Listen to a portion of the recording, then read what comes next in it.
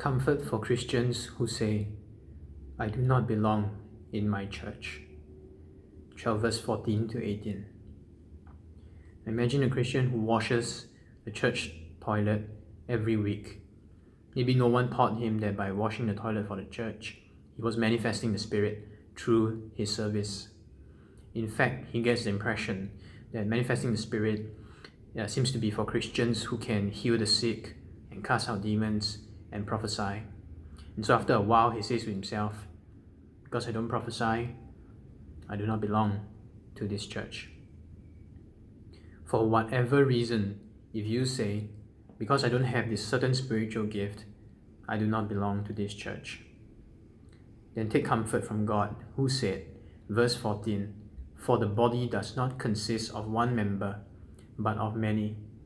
If the foot should say, because I'm not a hand, I do not belong to the body, that would not make it any less a part of the body. And if the ear should say, because I'm not an eye, I do not belong to the body, that would not make it any less a part of the body. You are not any less a part of the body. You are a full and equal member of your church. You belong in your church.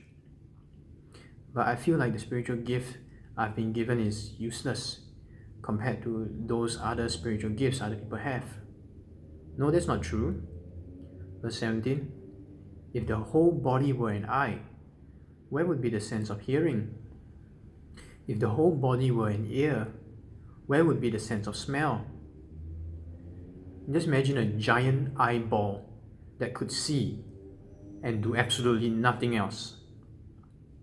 Imagine the whole church were only prophets who could see things revealed supernaturally by God, through visions or dreams, etc. But they're totally hopeless at doing any faithful exegesis of the scriptures. Where would the faithful teaching come from? This prophet-only church is likely to become a den of false prophets without the scriptures guiding them. If the whole church were only teachers, how would they be able to teach more than 100 people without a microphone and a sound setup? If the preacher loses his voice, wouldn't it be helpful to have someone whom God could use to heal him on the spot? And if a person possessed by a legion of demons disrupted the sermon and came in and became violent, don't you want God to give Christians the power to cast out demons? If the whole body were an eye, where would be the sense of hearing? If the whole body were an ear, where would be the sense of smell? So if you feel like your spiritual gift is useless compared to those other spiritual gifts, remember, God says that's not true.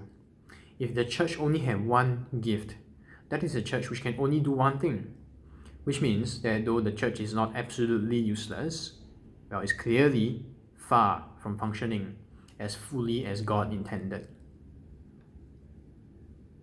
Verse 18, but as it is, God arranged the members in the body, each one of them, as He chose. Note that this is God's arrangement.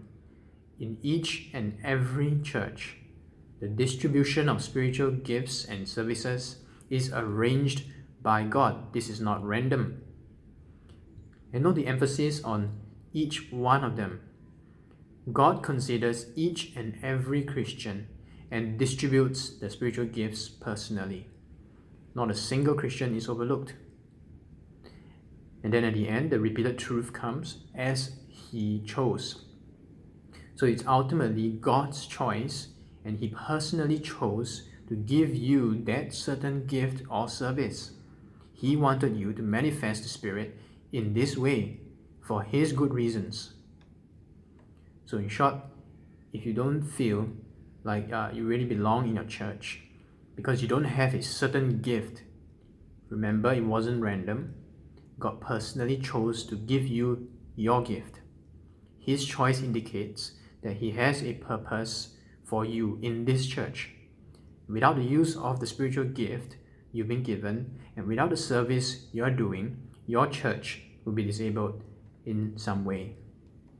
So don't feel like you're useless. You are very useful to your church.